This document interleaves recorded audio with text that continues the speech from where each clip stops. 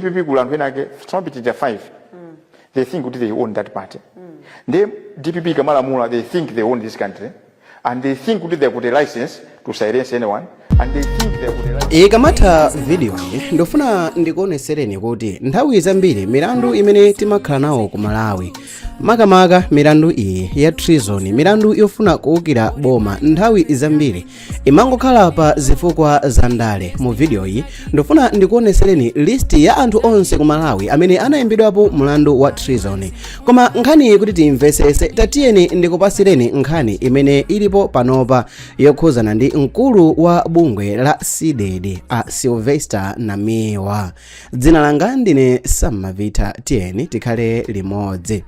DPP kulanvenake somapitiriza 5 they think they own that party the DPP kamalamula they think they own this country and they think they got a license to silence anyone and they think they got a license even to kill amagwisa ntchito anthu kagulu kenaka kamakhala kuzaleka kuja amakatenga anthu amndende ndi kupita mwakanamizira munthu ngati akuba that's how they do it now chifukwa chokuti anthu ayang'anira nthawi yayitali they think kuti they can hold this country at ransom, they think kuti this is their guardian and pano panso amasuka ayiwala kuti 5 years timathawa limozi ndi iwo anthu amene amaziona and 5 awawa akutipipiwa amene amaziona kukhala ufunikira kwambiri timazemba limozi ndi MCP lowa uko lero alibiza panga haki mafoni athu koma chimene tapanga ife tapanga haki their brains, we know their movements timazota lero organiza chakuti apanga chakuti akumana ndi wakuti so iwo akulimbana ndi mafoni athu ife tikulimbana ndi their brain, their software they will not get away with it. So ndawuza anthu amene ukuthi zimene amayankhula Dr. Jinasa, she was smart. In short sanafune kunena kuti akundipangira campaign kuloko all these zimene zikuchitika zija the ultimate beneficiary is Dr. Jinasa. Akwapangira campaign poyera tifanira kuti ngati izizi sasintha izizi in the next 2 months the next president of this country is Dr. Jinasa. Wapanga zimene ndani anyamata DPP their own making, they are refusing to learn from the previous mistakes, the mistakes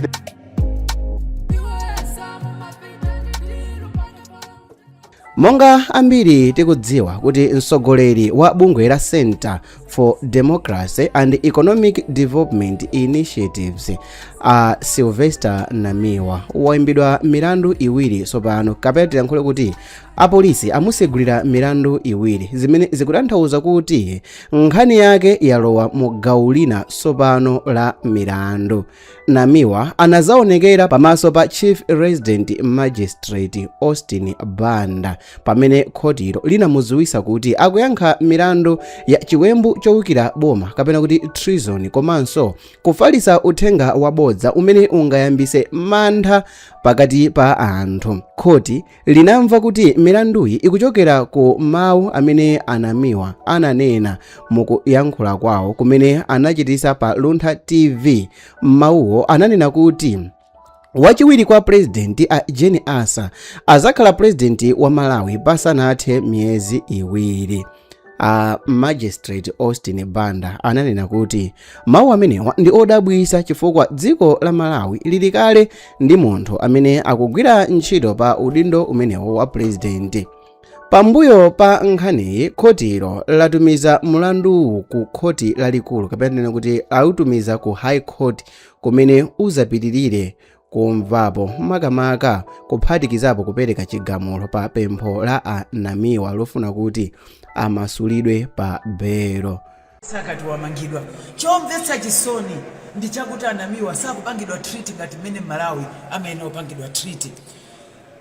Ndipatsa uthenga Namiwa ndipo uthenga uwu ndithokoze kuti nonse mabwera mafa operekedwa masana ali kuswa ntengo pamaso pa media amene anali area 18 pali Ngadzi ku polisi. Namiwa akuti mukauze a president Lazarus Makati Chakwera kuti ulamuliro wawo ndikamangidwa sindimazunzidwa chotere ndi ankalemekeza kuti ndipeze chakudya amalemekeza malamulo a dziko lino ndi malamulo akunjaso, amanditenga kuti ine ndi Malawi ngakhale mwina ndimafunsa zinthu zoti andi mawu awo ene anena kuti muzonse zimene ndimasemphana nawo mukawuze kuti napo khapa aonetsa kuti iwowo ndakhalidwe kuposa kwa awawa, amandilola ine kuti achibala ndione, maloya ndione. Koma gulu ili la DPP likundilakwira chifukwa kuyambira dzulo 3:30 chakudya choyamba walandira lero kuti maloya amuona lero. Nde izizi ndizomvetsa chisoni fa papa zaonekeratu kuti ndanamiwa omwe akudziwa kuti 2030 wena kutenga boni ndichakwera chifukwa anamiwa anena okha kuti weni wakhalidwa apa MCP DPP apa yeni ndi MCP chifukwa MCP malemekeza ngakhale munthu woti watsekeredwa koma aonetsa kuti ayi alibe ulemu amachita nkhanza kwa munthu mwina ina. Mbuyomu bungwe la CDED linatulusa mawu kudzera kwa oyankhulira wake a Promise Tom ponena kuti kumangidwa kwa Sylvester Namiwa sikungafoketse bungweli mwanjira ina iliyonse, ndipo izi zikungopereka mphamvu yolimbikitsa chilungamo komanso usogoleri wabwino. M'mawu ake Tom anati bungwe likulemekeza njira zonse za malamulo ndipo likuyembekeza kuti mlandu uzayendesedwe mwachilungamo mopanda kuchedwesa ku njira ina iliyonse ya zinthu zimene zizapangise kuti msogoleri wawoyo azingokhala behind bars kapena kuti azingokhala m'manja mwa apolisi. Bungwe la CDED linanenanso kuti lipitiriza kuyankhula momveka bwino koma makamaka iwowa akufuna anthu onse amene ali m'maudindo a boma aziyankha pa zinthu zonse zochitika, kulephera kwawo kuchita ntchito zimene zimakhuza ufulu ndi moyo wa anthu ku Malawi kuti ukhale ovuta.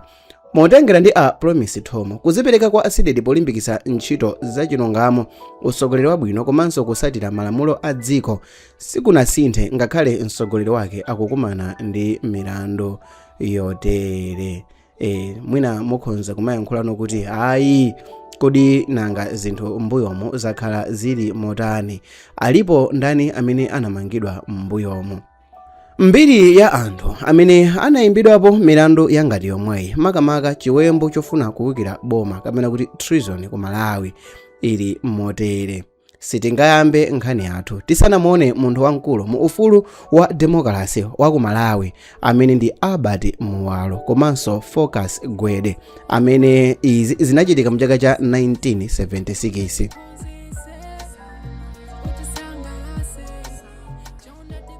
Mu 1976 Albert Muwalo amene anali mlembi wamkulu wa Malawi Congress Party MCP komanso Focus Gwede amene ankasogolera Police Special Branch anayimbidwa mlandu wa chiwembu chofuna kuwukira boma.